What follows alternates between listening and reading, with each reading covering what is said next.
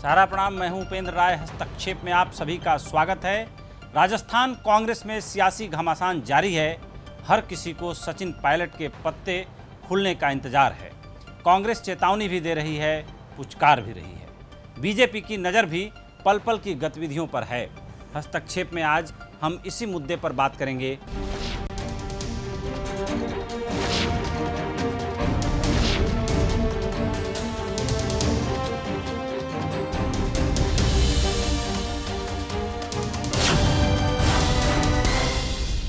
अशोक गहलोत के तीखे हमलों के बावजूद सचिन पायलट के लिए कांग्रेस के दरवाजे पूरी तरह बंद नहीं हुए हैं, जबकि पायलट स्पीकर के नोटिस के खिलाफ हाई कोर्ट पहुंच चुके हैं। उधर वसुंधरा राजे चुप हैं। महारानी की चुप्पी बहुत कुछ कहती है। क्या महारानी को सचिन पायलट से डर लग रहा है? क्या सचिन अपने अरमानों को मारकर कांग्रेस में वापसी करेंगे? क्या राजस्थान में कमल खिलाने के बीजेपी के मंसूबे कामयाब होंगे? सवाल कई हैं। हस्तक्षेप में आज हम इन्हीं सवालों का जवाब तलाशेंगे।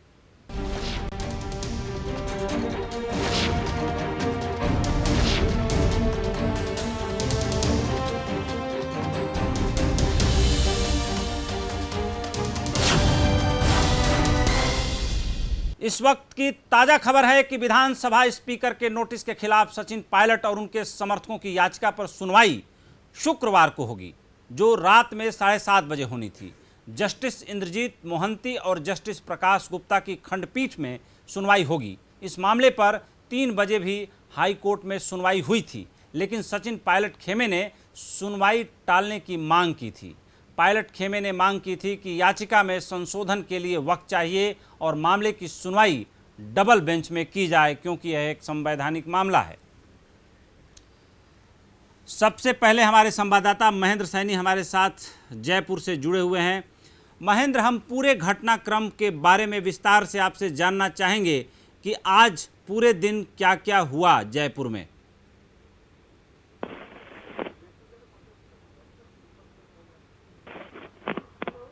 लगातार राजस्थान के सियासी ड्रामे के बीच में आज की बड़ी खबर की अगर बात की जाए तो हाई कोर्ट से है, क्योंकि देखिए स्पीकर राजस्थान विधानसभा के स्पीकर सीपी जोशी ने जो 19 बागी विधायकों को नोटिस दिया है, उसके खिलाफ याचिका हाई कोर्ट में लगाई गई, अमेंडमेंट याचिका, और उसको लेकर के जो गहलोत सरकार की ओर से पैरवी कर रहे हैं अभिषेक मनु सिंघवी, उन्होंने इसको लेकर के कहा कि ये गलत है। उन्होंने इस तरीके से जो याचिका लगाई गई है उसमें ये कहा गया था कि संवैधानिक नहीं है विधानसभा स्पीकर द्वारा नोटिस दिया जाना, क्योंकि देखिए जो नोटिस दिया गया था सदन की कार्यवाही के बाहर के लिए दिया गया था, क्योंकि स्पीकर नोटिस दे सकते हैं विधानसभा में यदि किसी विधायक द्वारा गलत व्यवहार किया जाता है या विधानसभा की कार्यवाही के दौरान किसी तरीके से व्यवधान डाला जाता है। इसके खिलाफ अगर बात की जाए सचिन पायलट कैंप की ओर से साल्वी जो उनके वकील थे उन्होंने ये याचिका लगाई थी, लेकिन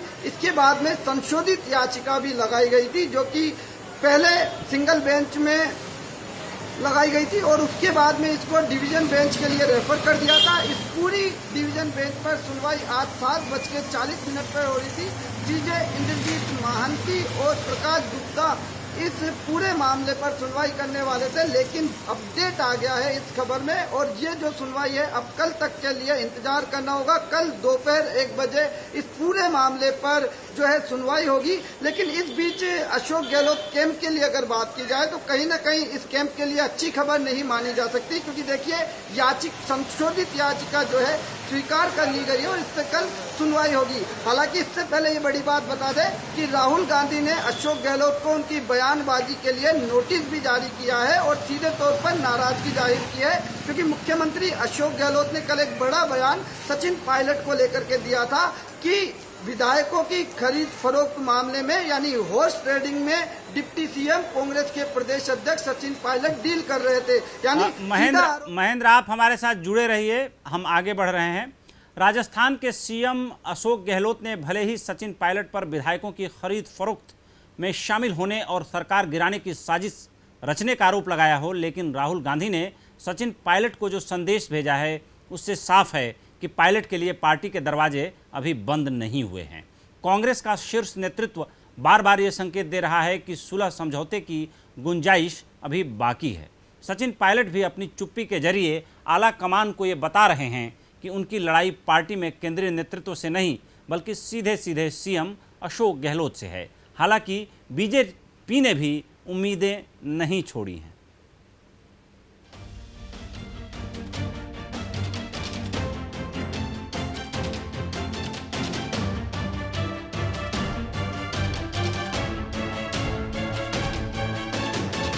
राजस्थान में मचे सियासी बवाल के बीच राहुल गांधी ने सचिन पायलट को संदेश भेजकर कहा है कि वो अभी भी पार्टी के सदस्य हैं और कांग्रेस के दरवाजे उनके लिए हमेशा खुले हैं। साथ ही मुख्यमंत्री अशोक गहलोत को सार्वजनिक बयान नहीं देने के लिए भी कहा गया है। सूत्र बताते हैं कि पार्टी आलाकमान सचिन पायलट के खिलाफ बयान देने और नोटिस जारी किए जाने पर मुख्यमंत्री अशोक गहलोत से नाराज है। उधर प्रियंका गांधी भी पायलट के संपर्क में हैं और वो कई बार उनसे बात भी कर चुकी हैं। मंत्री जितिन प्रसाद, प्रिया दत्त, शशि थरूर, जयराम रमेश और मार्गरेट अल्वा समेत कई वरिष्ठ नेताओं ने भी ट्वीट कर कहा है कि पायलट के साथ बात कर मतभेद सुलझाए जाने चाहिए। पिछले 5 दिनों में भी श्रीमती सोनिया गांधी जी और श्री राहुल गांधी जी ने और कांग्रेस नेतृत्व ने सारे दरवाजे खोलकर उदार हृदय से कहा कि घर का व्यक्ति अगर घर से भूलकर बाहर चला जाए तो वो परिवार का सदस्य रहता है, आप वापस आ जाइए, अपने परिवार में वापस आइए, परिवार में बैठिए और परिवार में अपनी बात रखिए। उधर गहलोत सरकार का खतरा टलने के बावजूद राजस्थान कांग्रेस में साम दाम दंड भेद के सहारे एक दूसरे को मात देने की सियासत चरम पर है। प्रदेश कांग्रेस ने सचिन पायलट और उनके समर्थकों पर नोटिस के जरिए कार्रवाई की तलवार चलाई तो पायलट ने भी बीजेपी में नहीं जाने का ऐलान कर इस तलवार की धार कमजोर कर दी।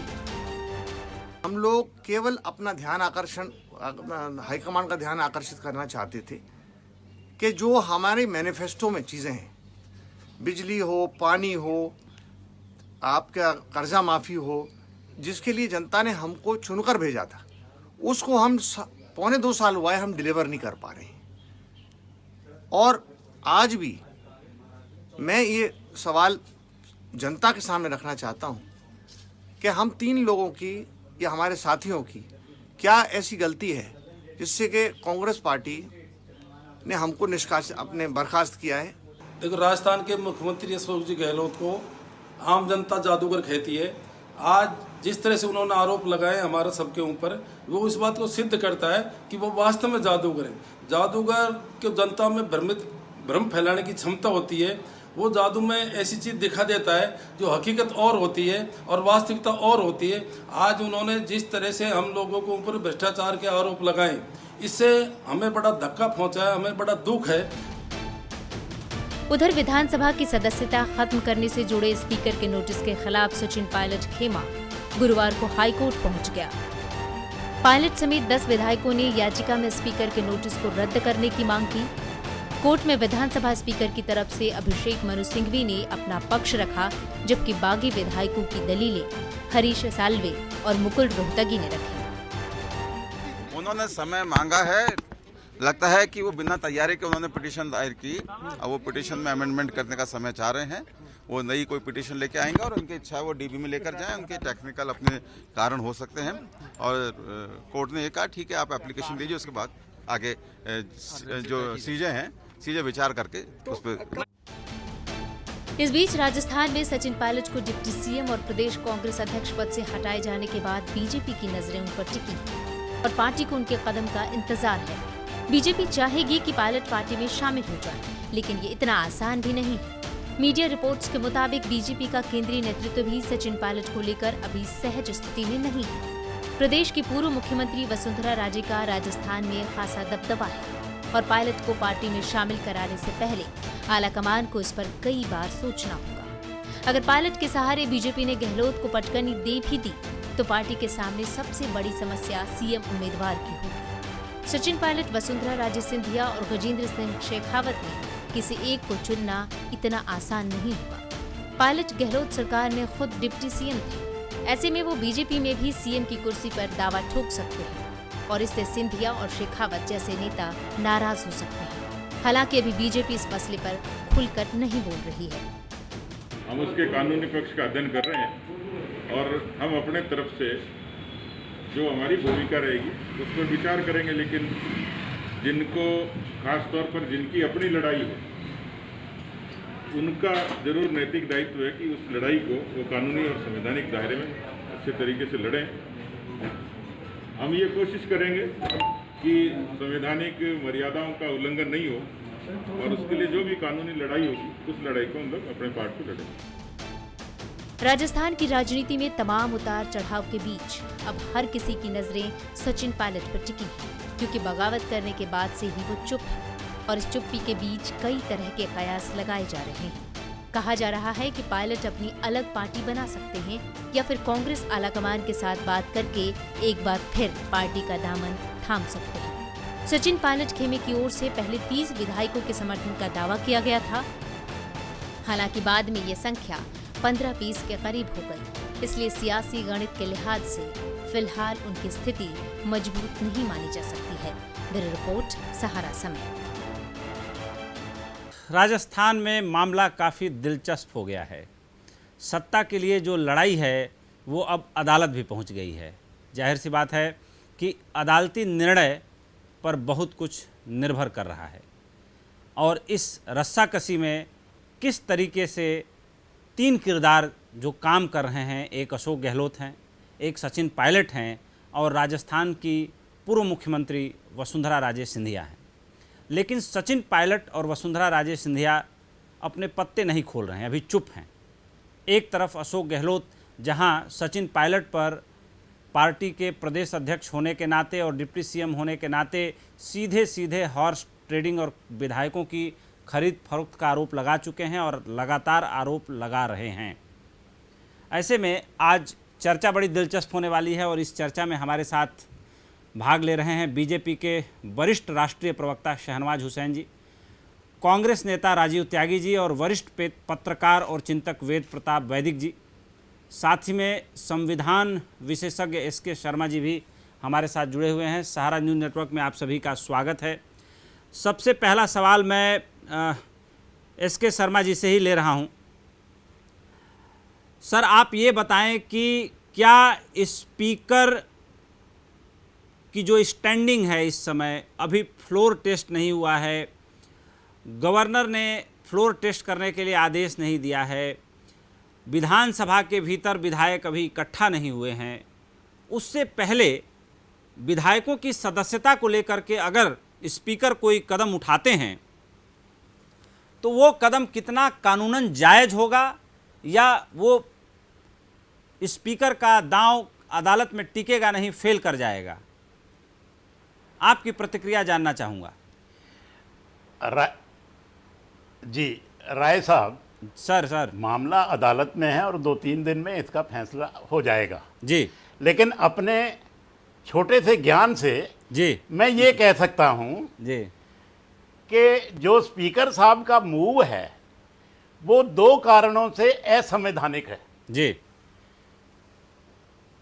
पहला ये कि जो स्पीकर के एडवाइज़र हैं उन्होंने 10th शेड्यूल को, यानी ये दल बदल विरोधी कानून को ठीक से पढ़ा नहीं है जी। 10th शेड्यूल में लिखा है कि if a member votes or abstains from voting contrary to the party whip he shall be disqualified. अब सवाल ये है कि क्या वोटिंग हो गई है, क्या वोटिंग चल रही है? तो ये जो रूल लागू होता है ये वोटिंग पे लागू होता है। अब इसको लागू किया जा रहा है अटेंडेंस पे कि आप फलानी मीटिंग में नहीं गए। दूसरी बात ये कि अगर कोई मेंबर अपनी विधायी दल की मीटिंग में नहीं गया, चाहे वो बीजेपी का हो या कम्युनिस्ट हो या कांग्रेस वाला हो, स्पीकर उस मीटिंग का संज्ञान कैसे ले सकते हैं? वो तो विधायी दल की मीटिंग है, वो कोई विधायिका की मीटिंग थोड़ा है, असेंबली की मीटिंग थोड़ा है कि जो स्पीकर संज्ञान लेंगे। तो मेरे हिसाब से जो स्पीकर का नोटिस है विधायकों को, उनमें ये 2 बड़ी खामियां हैं और मुझे देखने में ये असंवैधानिक लगता है।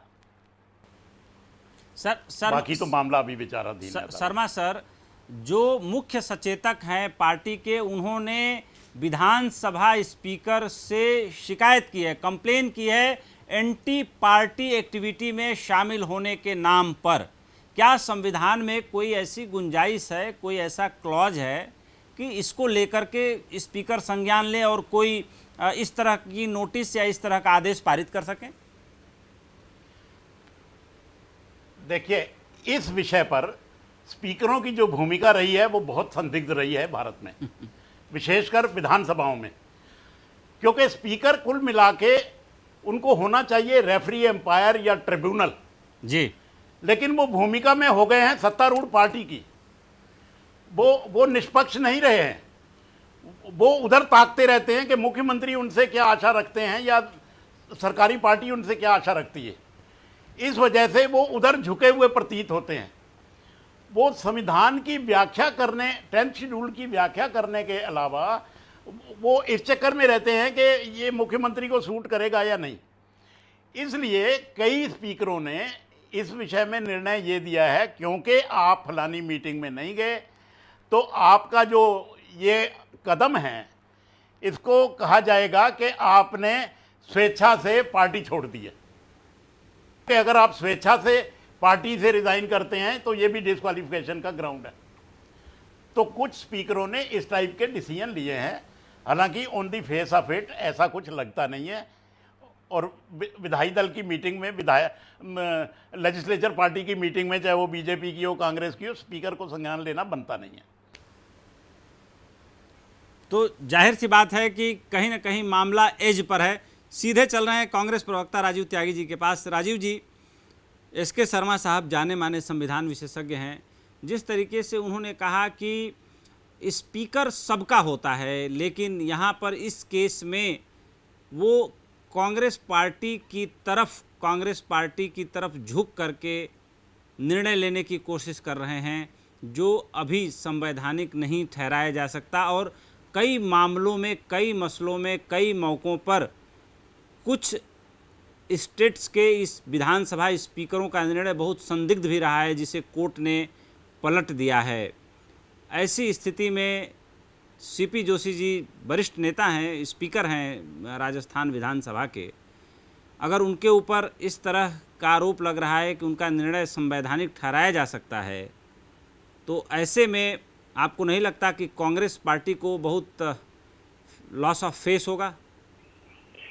देखिए उपेंद्र जी, सबसे पहले तो मैं क्लियर कर दूं, मैं स्पीकर्स पर, विशेष रूप से जो विधानसभा के स्पीकर से लेकर लोकसभा स्पीकर, उपराष्ट्रपति, राष्ट्रपति और सुप्रीम कोर्ट पर कोई टिप्पणी नहीं करता हूं, कभी भी ना करना चाहूंगा। ये निश्चित रूप से संविधान सम्मत भी है और मेरा एक आदर का भाव भी है इन इंस्टीट्यूशंस के प्रति जी।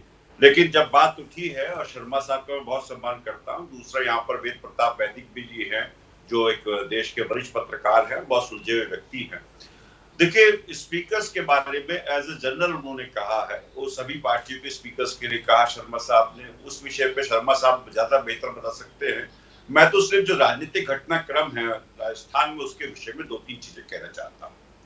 पहला विषय तो यह है कि राजनीतिक विषय है कि आज हनुमान बेनीवाल, जो भारतीय जनता पार्टी के एक समर्थक दल है, उन्होंने बहुत स्पष्ट ये कहा कि वसुंधरा राजे जो है गहलोत सरकार को बचाने का काम कर रहे हैं। तो भारतीय जनता पार्टी के सहयोगी दल और भारतीय जनता पार्टी में फूट है। तो इसका क्या मतलब? इसका मतलब बहुत स्पष्ट है कि भारतीय जनता पार्टी में भी अंतर्द्वंद चल रहा है। उस सरकार को गिराने की साजिश भारतीय जनता पार्टी कर रही है, जो सरकार कोरोना संक्रमण के कार्यकाल में प्रधानमंत्री मोदी जी द्वारा तारीफ की गई सरकार है। उन्होंने, प्रधानमंत्री मोदी जी ने भी कहा, स्पष्ट कहा कि भाई राजस्थान सरकार ने बहुत बेहतर काम किया। हमने पेंशन से लेकर के, पेंशन स्कीम से लेकर के, प्रवासी मजदूरों से लेकर के कोरोना के संक्रमण को रोकने के लिए प्रभावी कदम राजस्थान सरकार ने उठाए। दूसरी बात मैं कहना चाहता हूं कि सचिन पायलट साहब का और अशोक गहलोत साहब का, जो आपने कहा कि भाई सचिन पायलट साहब अशोक गहलोत को नहीं देखना चाहते हैं, तो मैं बहुत स्पष्ट कहना चाहता हूं कि कोई भी व्यक्ति यदि अपने घर में लड़ाई होती है तो घर के मुखिया से जाके बात करता है और कहता है, पब्लिक फोरम पे नहीं जाता है। हमारे आपके घर में मान लीजिए लड़ाई हो जाए किसी की, तो क्या हम सड़क पे जाकर के लड़ेंगे या अपने घर के मुखिया से कहेंगे? तो सचिन पायलट साहब को इस बात का सोचना चाहिए था, बहुत स्पष्ट कहना चाहता हूँ। तीसरी बात मैं कहना चाहता हूं कि राजस्थान की जनता ने जो चुनाव किया था वो कांग्रेस के मैनिफेस्टो को किया था, कांग्रेस के चुनाव चिन्ह का हाथ का किया था, और निश्चित रूप से कांग्रेस की लीडरशिप से लेकर के, चाहे वो किसी की लीडरशिप हो, प्रदेश की हो या देश की लीडरशिप हो, कांग्रेस के कार्यकर्ताओं की मेहनत की वजह से राजस्थान की जनता ने अपने हित में एक फैसला लिया था। उस फैसले का सम्मान करना निश्चित रूप से अशोक गहलोत जी का भी दायित्व था और सचिन पायलट साहब का भी दायित्व था। लेकिन राजनीति जिस तरह की हो रही है, और विशेष रूप से शहनवाज साहब से भी कहना चाहूंगा, और प्रत्येक राजनीतिक व्यक्ति को यह ध्यान रखना चाहिए, और विशेष रूप से शीर्ष नेतृत्व को ये देखना चाहिए कि हर आदमी में होते हैं 10-20 आदमी, जिस किसी को भी देखना कई बार देखना, तो निश्चित रूप से आजमाना। राजीव जी, आप हमारे साथ जुड़े रहिए।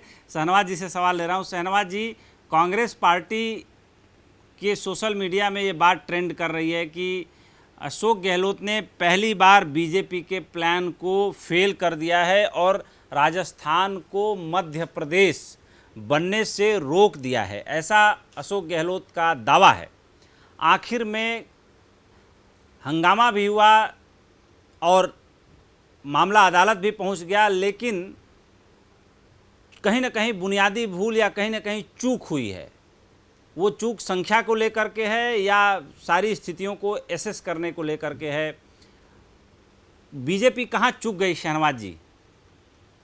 हम नहीं चूके हैं, चूकी कांग्रेस है जी। कांग्रेस पार्टी के इस अंदरूनी झगड़े में हमारा कोई रोल ही नहीं।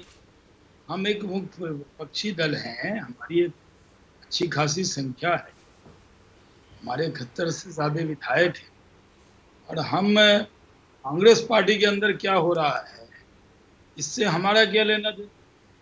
हम तो दूर दूर तक नहीं।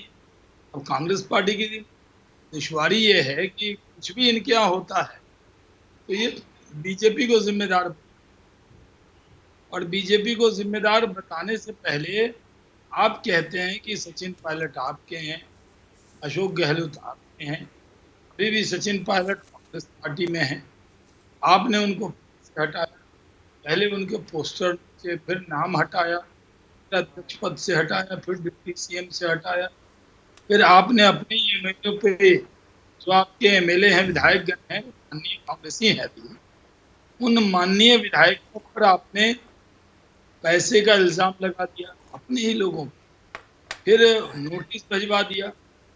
फिर जब नोटिस भिजवाया, मैं 15 साल पार्लियामेंट मेंबर रहा हूँ जी, पार्टी की बैठक में न जाए तो बोलो, गर्म पानी लिया जल्दी। ऐसा तो नहीं हो सकता। आपने अगर भिजवाया, वो तो शर्मा जी ने सही व्याख्या किया, उसमें भी नहीं मुझे बोलना, क्योंकि मामला अदालत। हमारा ये कहना है, कांग्रेस पार्टी के अंदर कांग्रेस के विधायकों का, सांसदों का, कांग्रेस के नेताओं, कांग्रेस के युवा नेता, कांग्रेस से मोह भंग क्यों हो रहा है? एक सवाल है मेरा राजीव। दूसरा मेरा राजीव सवाल है कि आखिर आप अपनी पार्टी के जो युवा नेता हैं उनको राज्य में झगड़ा होता उसको सुलझाते क्यों नहीं है कि हम पर इल्जाम लगा देते? आप क्या ज्योतिरादित्य सिंधिया या सचिन पायलट या अन्य नेता, संजय झा प्रवक्ता भी थे, राजीव त्याग जी प्रवक्ता हैं, तो संजय झा भी हम लोग बहस में आते थे, उनको भी आपने बाहर किया। संजय निरुपम बाहर है, आपके चौधरी वहां बिहार में, आपके यहाँ झारखंड में इतने अच्छे आपके एमपी थे, वो बाहर चले गए। डॉक्टर अजय कुमार, आखिर क्या माजरा है? मैं तो ये कह रहा हूँ कि आप या तो कांग्रेस के लोगों को नेतृत्व पर भरोसा नहीं है, कांग्रेस की नीति पर भरोसा नहीं है, का मोहभंग कांग्रेस से क्यों हो रहा है, ये माननीय त्यागी जी को, देश को बताना चाहिए। शहनवाज जी, आपने कई सवाल उठा दिए हैं, राजीव जी साथ में हैं, राजीव जी से 2-3 सवालों का जवाब लेना बड़ा जरूरी हो गया है। राजीव जी, बात कहना चाहता हूं। जी बताएं। देखिए, शहनवाज साहब का मैं बड़ा सम्मान करता हूं, लेकिन 2-3 बातें कहना चाहता हूं शहनवाज भाई को, कि जब सचिन पायलट भारतीय जनता पार्टी की तरफ बढ़ चुके हों, या फिर ज्योतिरादित्य सिंधिया भारतीय जनता पार्टी में शामिल हो चुके हों, या अन्य बहुत सारे लीडर्स भारतीय जनता पार्टी में शामिल हो चुके हों, तो भारतीय जनता पार्टी को उनसे, उनके परिवारवाद से कोई दिक्कत नहीं है, भारतीय जनता पार्टी को उनसे कोई दिक्कत नहीं है। जिस टाइम सिद्धू हमारे शामिल हो गए, शत्रुघ्न सिन्हा साहब हमारे शामिल हो गए, कीर्ति आनंद हमारे शामिल हो गए, तो भारतीय जनता पार्टी के लिए निश्चित रूप से उनके चरित्र हनन करने का कोई ना कोई मुद्दा मिल गया। तो भारतीय जनता पार्टी की विशेषता है कि उनका जो कड़वा कड़वा थूथू और मीठा मीठा गप गप, तो भारतीय जनता पार्टी का ये विशेष रूप से योगदान रहा है भारतीय राजनीति में। मैं पूछना चाहता हूं कि किसी भी परिवार में यदि अनुशासन नहीं है और अनुशासनहीनता कोई परिवार के सदस्य करता है, तो परिवार के मुखिया का दायित्व है कि उस अनुशासनहीनता को रोकने का काम करे। वही कार्य निश्चित रूप से कांग्रेस की कार्य समिति कर रही है। दूसरी बात मैं कहना चाहता हूं, भारतीय जनता पार्टी के प्रवक्ता क्या मुझे बताएंगे, मैं एक न्यूज़पेपर को कोट करना चाहता हूं, Sachin Pilot and other Congress rebels today challenged in the Rajasthan High Court a move to disqualify them as MLAs and the dramatic escalation of the party's crisis in Rajasthan. Mukul Rohtgi and Harish Salve, both top government lawyers in BJP regimes, are representing them in the petition. Mukul Rohatgi और हरीश साल्वे जो Bharatiya Janata party के शासन काल में बड़े पदों पे रहे हैं अदालतों में, मैं पूछना चाहता हूँ खेल क्या है। मेरी सूचना के अनुसार आज कम से कम 3-4 chartered plane Bharatiya Janata party ने दिल्ली से जयपुर की तरफ को उड़ाए हैं। तो चार्टेड प्लेन क्या था उस चार्टेड प्लेन में, उन चार्टेड प्लेन में कौन कौन लोग गए हैं। तो भारतीय जनता पार्टी चुनी हुई सरकार को डिस्क्वालीफाई करना चाहती है, हटाना चाहती है, क्योंकि जो डर रही है, क्योंकि सरकारें जिस तरह से छत्तीसगढ़ की सरकार ने काम किया हमारी, या हमारी राजस्थान की सरकार काम कर रही है, मध्य प्रदेश की सरकार ने काम किया था, तो हम काम करते हैं, हमारा काम बोलता है। भारतीय जनता पार्टी देश की जनता को गुमराह करना चाहती है और देश की जनता को कहीं ना कहीं वो निश्चित रूप से उसी बात पे रहना चाहती है। राजीव जी शहनवाज जी कुछ कहना चाह रहे हैं। शहनवाज जी, कांग्रेस पार्टी हमेशा इस बात से बड़ी पीड़ित हो जाती है जिस तरीके से आप लोग अवसर लपक लेते हैं। अभी तो राजीव त्यागी जी कह रहे हैं कांग्रेस का काम बोलता है, और अशोक गहलोत जी की सरकार में तो ये कहा जा रहा है, दीप सिंह सुरजेवाला साहब जो हमारे अपने राजीव जी के प्रवक्ता हैं, वो कह रहे हैं कि बर्तन बोल रहे हैं। ठीक है। तो काम की जगह तो बर्तन बोल रहे हैं आपके यहाँ। दूसरी बात ये है कि जो प्रतिष्ठित वकील हैं जी, वो अगर कहीं जाते हैं किसी केस की पैरवी के लिए, तो आप पार्टी से क्यों जोड़ रहे हैं। मुकुल रोहतगी जी हमारे पार्टी के मेंबर नहीं है। अगर वो कहीं जाते हैं तो उपेंद्र राय जी भी अगर किसी जगह, या राजीव त्यागी जी को भी जरूरत होगी, तो उनसे अगर एज ए वकील अगर आप कहीं पे उनको रखेंगे तो वो जाएंगे। वो हमारी तरफ से, भारतीय जनता पार्टी की तरफ से कहाँ गए। दूसरा, चार्टर्ड कौन से गए हैं भाई, बहुत बड़े वकील हैं, चार्टर्ड से ही जाते हैं। वो तो अपने कांग्रेसी मित्र से पूछिए, जिनको अभी से आपने कांग्रेस में रहते हुए अपने घर में बेगाना बना दिया है, उनसे पूछिए। ये हमसे कैसे आप पूछ सकते। शहनवाज जी, एक बात मैं कहना चाहता हूँ 15 सेकंड में। जी जी, देखिए, शहनवाज भाई ने कहा कि हमसे पूछिए। चार्टेड प्लेन उड़ा रही है भारतीय जनता पार्टी, और चार्टेड प्लेन उड़ा करके जयपुर भेज रही है भारतीय जनता पार्टी, और सवाल कर रही है कांग्रेस पार्टी से। मैं ये पूछना चाहता हूँ, मध्य प्रदेश में आपने क्या किया था।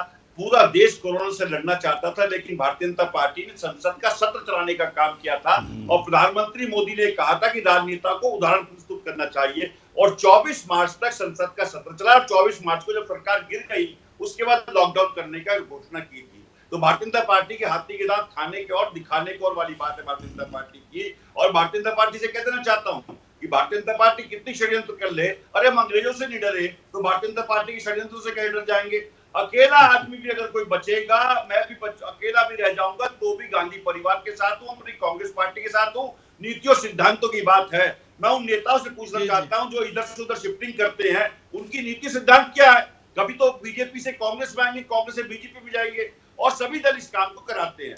मैं पूछना चाहता हूं कि नीति सिद्धांतों पे राजनीति कब करेगी भारतीय जनता पार्टी, मुद्दों पे राजनीति कब करेगी भारतीय जनता पार्टी, बेरोजगारी पे बहस कब करेगी भारतीय जनता पार्टी। और उपेंद्र जी, आप ताज्जुब देखिए, चीन ने कब्जा किया, तो चीन के बाद एकदम से भारतीय जनता पार्टी निकाल के लाती है निश्चित रूप से सचिन पायलट को।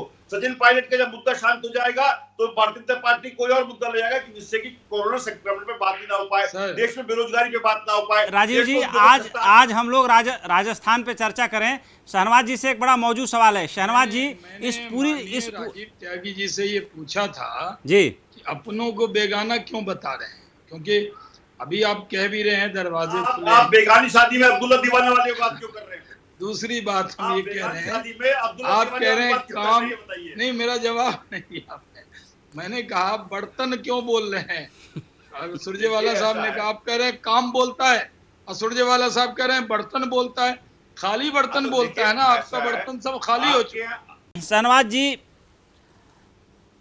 अब ये बता दीजिए कि भारतीय जनता पार्टी और सचिन पायलट में, क्योंकि जो कहा जाता है कि एक सरकमटेंशियल जो सिचुएशन होती है वो चीख चीख के इशारा कर रही है कि सचिन पायलट पूरी तरीके से बीजेपी के संपर्क में है, बीजेपी के इशारों पर काम कर रहे हैं, लेकिन सचिन पायलट अभी इस बात से इनकार कर रहे हैं, बीजेपी भी इनकार कर रही है। लेकिन ये लड़ाई और लड़ाई से निकलने वाला परिणाम जो है सीधे सीधे भारतीय जनता पार्टी को फायदा पहुंचाता हुआ दिख रहा है। तो इसमें दिक्कत क्या है? ये तो सत्ता की लड़ाई है, ऐसे ही होती है। इसमें क्या दिक्कत है बीजेपी को अपनाने में, सचिन पायलट को? देखिए उपेंद्र जी, सचिन पायलट जी कांग्रेस के अभी नेता हैं, कांग्रेस की पार्टी में हैं, कांग्रेस पार्टी के लोग उनके संपर्क में हैं। जैसा दावा कांग्रेस के प्रवक्ता कर रहे हैं, कई प्रवक्ताओं ने आकर कहा है दरवाजे खुले हैं, ये उनका चौखट है, उनका दरवाज़ा है। हम सचिन पायलट, एक हमारे से उनका परिचय होगा जैसे राजीव त्यागी जी से, हम उनको एक अच्छा इंसान मानते हैं। और अलग अलग पार्टी में लोग रहते हैं वो एक अलग विषय है, लेकिन सचिन पायलट आप कांग्रेस के हैं, राजीव त्यागी जी आपके हैं, और अपने ही नेताओं का अपमान आपकी पार्टी क्यों कर रही है ये देश को बता। आवाज नहीं आ रही। आवाज आ रही है? आ रही है ना आवाज? आ रही है सर, मुझे तो आ रही है। आप हाँ बोले सर, आ रही है। हाँ, मैं कह रहा हूँ कि आप अपने ही पार्टी के नेताओं को सम्मान क्यों नहीं देते? आपके पार्टी के लोग इस तरह से अपने ही लोगों को, क्या वजह है कि सब बिछड़ रहे हैं बारी बारी? क्यों इस पर डिबेट हो रहा है? आज ये चला गया, कल वो चला गया, कभी चौधरी वीरेंद्र सिंह चले गए, कभी अशोक चौधरी चले गए, कभी कुमार चले गए। ये आखिर कभी आत्मचिंतन कर रहे हैं कि क्या वजह है कांग्रेस से, कांग्रेस के विधायकों का, सांसदों का, नेताओं का प्रवक्ता नहीं आए हैं उधर इधर, लेकिन आपके कई लोग आपको छोड़कर क्यों जा रहे हैं? ये देश जानना चाहता है क्या कमी है। कुछ तो मजबूरियां रही होंगी, यूं ही कोई बेवफा नहीं हो। क्या मजबूर करते हैं आप, ये बताइए देश को। राजीव जी, शहनवाज जी ने बहुत ही शानदार शेर कहा है, अब आप इसका जवाब दीजिए। कुछ तो मजबूरियां रही होंगी, यूं ही कोई बेवफा नहीं होता। तुम्हारे पांव के नीचे कोई जमीन नहीं, कमाल ये है फिर भी तुम्हें यकीन नहीं। मैं बेपनाह अंधेरों को सुबह कैसे कह दूं, मैं इन नजारों का अंधा तमाशबीन नहीं। तो भारतीय जनता पार्टी के लिए साल में जो मैंने शेर पढ़ा है उसके बहुत सारे कारण हैं। भारतीय जनता पार्टी के मेरे मित्र ने कहा कि भाई कुछ तो मजबूरियां रही होंगी, तो नाना पटोले साहब की क्या मजबूरी रही थी जो भारतीय जनता पार्टी के सांसद थे, अपनी सदस्यता इस्तीफा देने के बाद हमारी कांग्रेस पार्टी में शामिल हुए। 3 नाम मैंने पहले सेगमेंट में बताए थे, शत्रुघ्न सिन्हा साहब, सिद्धू साहब और आपके कीर्ति आजाद साहब, वो भारतीय जनता पार्टी से हमारी पार्टी में शामिल क्यों हुए? क्योंकि भारतीय जनता पार्टी में घुटन है अच्छे लोगों को, और भारतीय जनता पार्टी में घुटन इसलिए है कि A+B=AB²। तो इसका मतलब बहुत स्पष्ट है कि A मींस मोदी साहब और B अमित शाह जी, दोनों मिलकर के भारतीय जनता पार्टी को चला रहे हैं। तीसरे किसी व्यक्ति की जरूरत है नहीं। अब शहनवाज साहब इतने बेहतरीन और सही इंसान है, कायदे में शहनवाज साहब को पार्लियामेंट में होना चाहिए था, लेकिन भारतीय जनता पार्टी अन्याय कर रही है इनके साथ। अडवाणी साहब के साथ भारतीय जनता पार्टी क्या कर रही है, किसी से छुपा हुआ नहीं है। मुरली मनोहर जोशी के साथ क्या कर रही है भारतीय जनता पार्टी, ये किसी से छुपा हुआ नहीं है। अन्य बहुत सारे नेता है जिनकी एक लंबी फहरिस्त है जो भारतीय जनता पार्टी के विरुद्ध आवाज उठाते हैं। अरुण शौरी साहब के साथ भारतीय जनता पार्टी क्या कर रही है, ये किसी छुपा हुआ नहीं है। लेकिन भारतीय जनता पार्टी को कांग्रेस की तरफ देखना है। अरे भाई, दूसरे की थाली में कितना घी पड़ा है ये सोच, ये मत सोचो।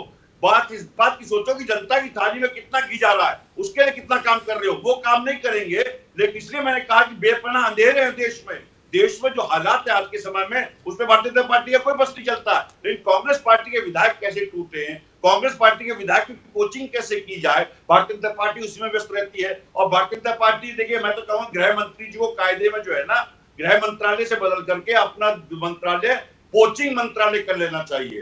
कोचिंग मंत्रालय करने से बहुत स्पष्ट है कि गृह मंत्री जी प्लेन में बैठते हैं, जिस राज्य में जाते हैं, आपने देखा होगा गोवा में देखिए, अरुणाचल प्रदेश में देखिए, महाराष्ट्र में तो प्रजातंत्र की इन्होंने खिल्ली उड़ाई और संविधान की इन्होंने कॉपियां फाड़ने का काम किया। जैसे 6 बजे सुबह ओथ टेकिंग सेरेमनी हुई फडणवीस साहब की। इसके अलावा बहुत सारे अन्य राज्य हैं जब भारतीय जनता पार्टी ने, मध्य प्रदेश आपको मैंने उदाहरण दिया ही था, अन्य बहुत सारे राज्य जब भारतीय जनता पार्टी ने संविधान का कोई राजीव जी, लास्ट सेंटेंस कहना चाहूंगा, लास्ट सेंटेंस जी। अच्छा, संविधान का और देश के झंडे का मान कैसे रखें? 52 साल तक संघ ने देश के झंडे को अपने यहाँ फहराया नहीं, अपने मुख्यालय पे। संविधान की निश्चित रूप से जब संविधान बन रहा था तो संघ ने बकायदा संविधान का विरोध किया। तो उसी पार्टी को भारतीय जनता पार्टी के मेरे मित्र निभाने का काम कर रहे हैं। तो भारतीय जनता पार्टी से मेरा आग्रह है, संविधान का सम्मान करिए, देश के नागरिकों के लिए काम करिए, तब जाकर के कांग्रेस से बहस करिए। चर्चा दिलचस्प मोड़ पे है, चर्चा जारी रहेगी। वक्त है एक बहुत छोटे से ब्रेक का, हम तुरंत वापस लौट रहे हैं।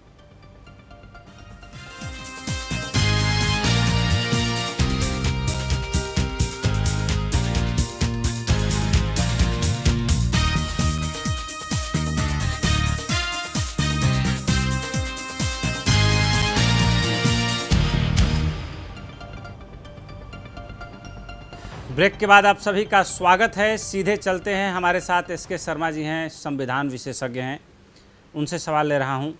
सर, ये बताएं कि जिस तरीके से ये मामला कल 1 बजे हाई कोर्ट में डिवीज़न बेंच के सामने है, खुद चीफ जस्टिस अपने एक ब्रदर जज के साथ इस मैटर की सुनवाई करने जा रहे हैं, आपको लगता है कि ये मैटर हाई कोर्ट लेवल तक ही सुलझ जाएगा या अंतिम फैसला सुप्रीम कोर्ट तक पहुँचेगा? आपकी दूरदृष्टि क्या कहती है सर?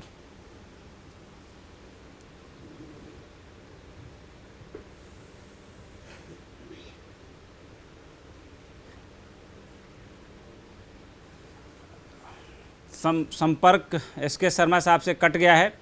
सीधे सवाल ले रहा हूं राजीव त्यागी जी से। राजीव जी, एक तरफ राजस्थान के मुख्यमंत्री अशोक गहलोत जी सचिन पायलट के ऊपर खुद डील करने का, विधायकों की खरीद फरोख्त का, 20 करोड़ रुपया लेने का, ये तमाम आरोप लगा रहे हैं। कह रहे हैं कि हमारे पास साक्ष्य भी हैं, पुलिस में एफआईआर भी दर्ज हो गई है। दूसरी तरफ पार्टी के जो वार्ताकार हैं, विशेष निगोशिएटर हैं, विशेष दूत हैं, वो उनको अंदर लाने के लिए तमाम संकेत और संदेश भेज रहे हैं। आला कमान भी एक नरम रवैया पेश कर रहा है।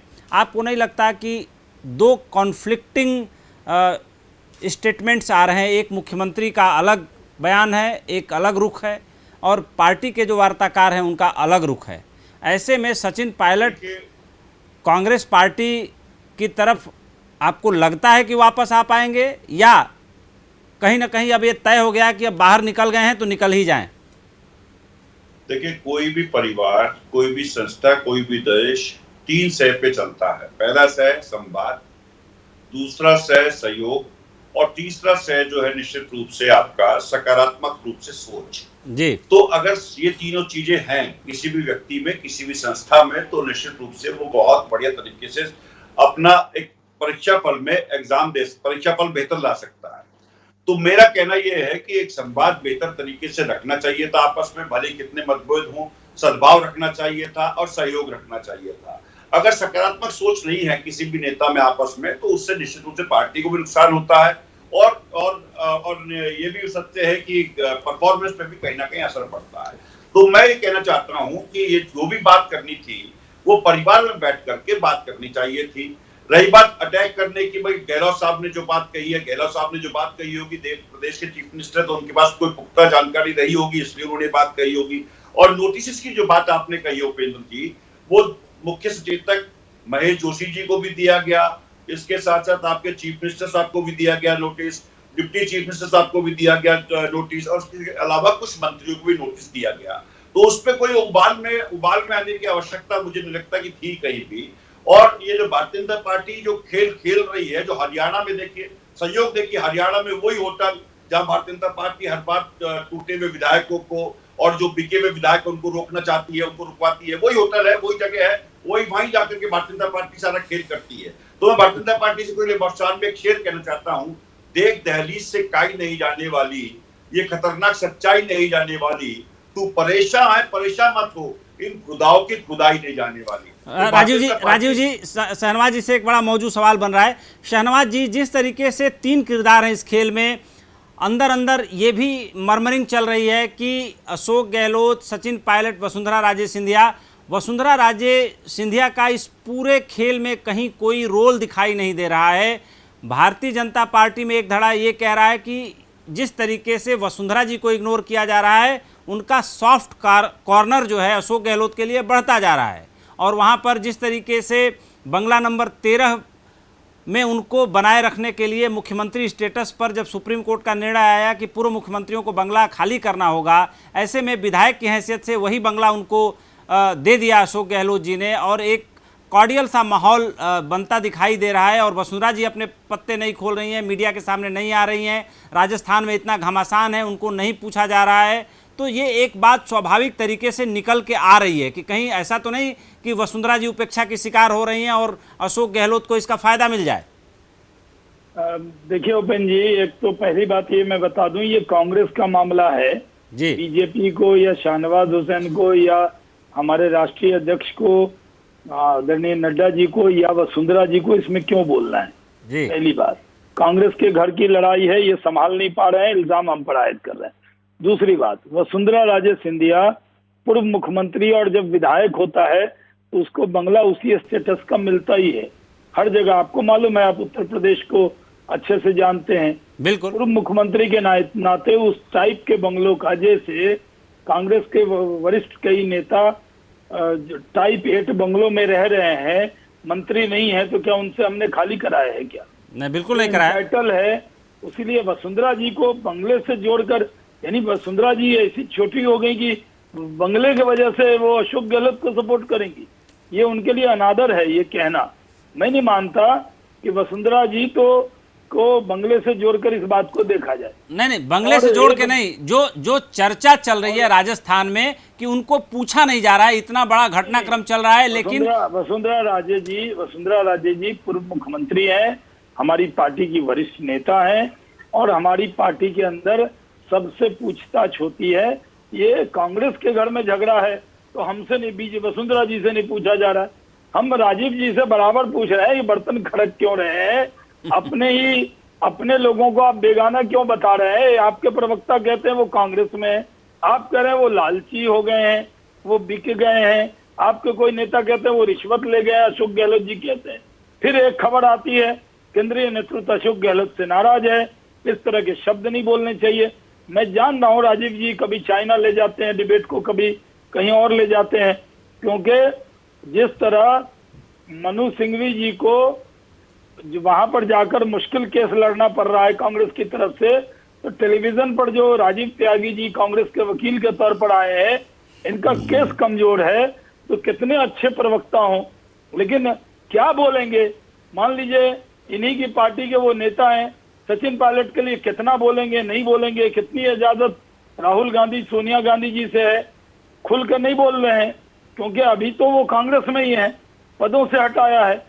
मैं तो राजीव त्यागी जी से एक सवाल पूछता हूं, आप सुरजेवाला साहब के बयान से सहमत हैं या अशोक गहलोत जी जो ने बयान दिया था सचिन पायलट के लिए, वो हैंडसम है, स्मार्ट है, इंग्लिश बोलते हैं, खिलाफ में ट्वीट करते हैं, उनको हमने बहुत दिया, आप किससे सहमत है? पॉइंटेड सवाल है राजीव जी।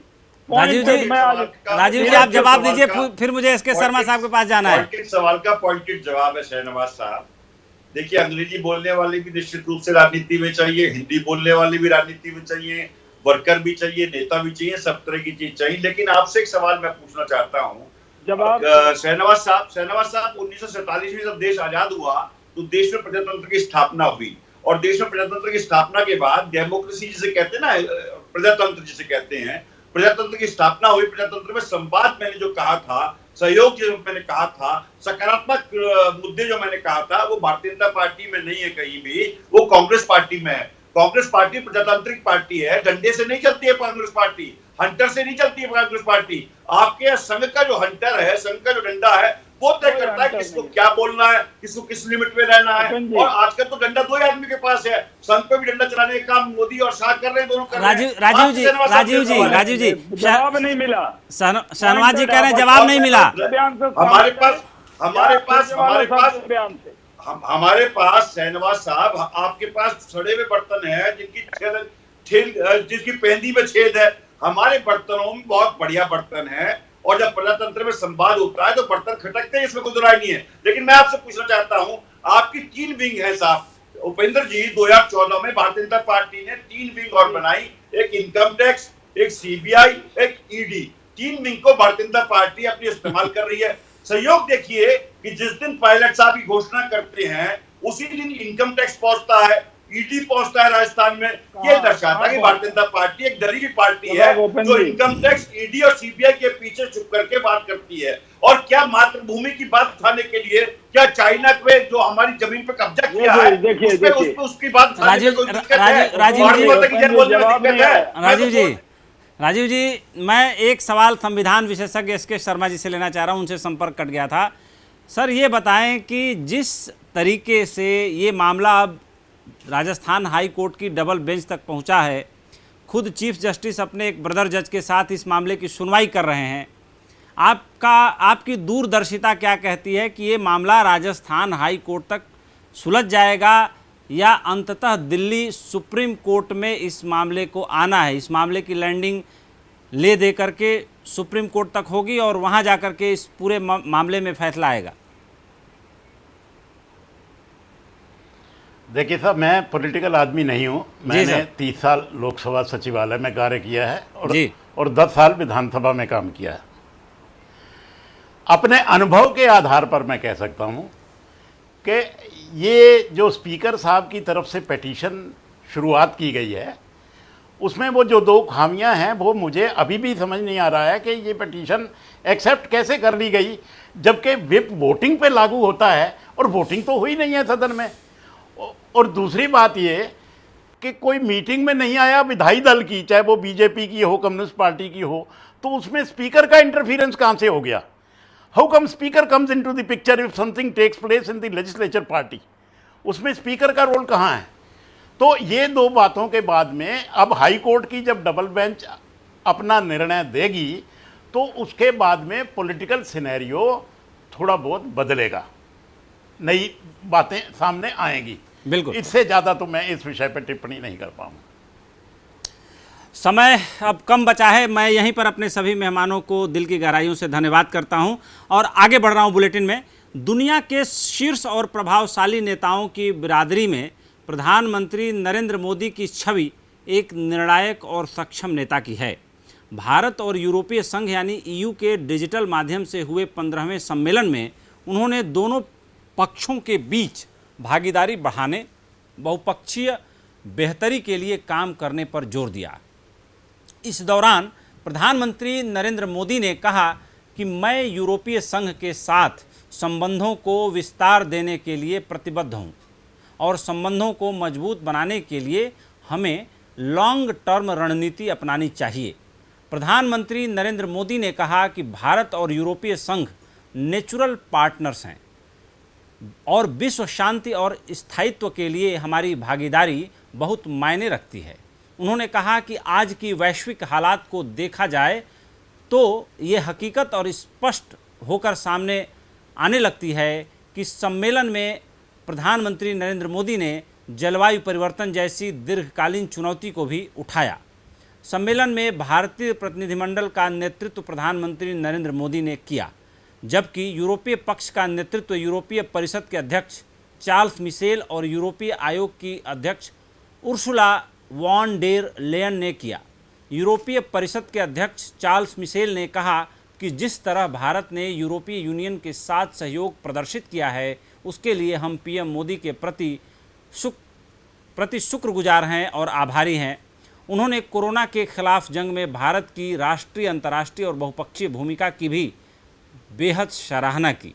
आपको बता दें कि कोरोना वायरस महामारी के चलते मार्च में इस सम्मेलन को रद्द करना पड़ा था और प्रधानमंत्री समेत दुनिया के तमाम नेताओं ने अपनी यात्रा रद्द कर दी थी। ऐसे में जब वीडियो कॉन्फ्रेंसिंग के जरिए तमाम सम्मेलन वर्चुअल प्रेजेंस के जरिए कार्यक्रमों का उद्घाटन होने लगा और लोगों की प्रेजेंस दर्ज होने लगी, तो देर किए बिना यूरोपीय संघ के इस सम्मेलन को प्रधानमंत्री ने वीडियो कॉन्फ्रेंसिंग के जरिए संबोधित किया। तो हस्तक्षेप में हमें दीजिए इजाज़त। धन्यवाद। शुभ रात्रि। सहारा प्रणाम।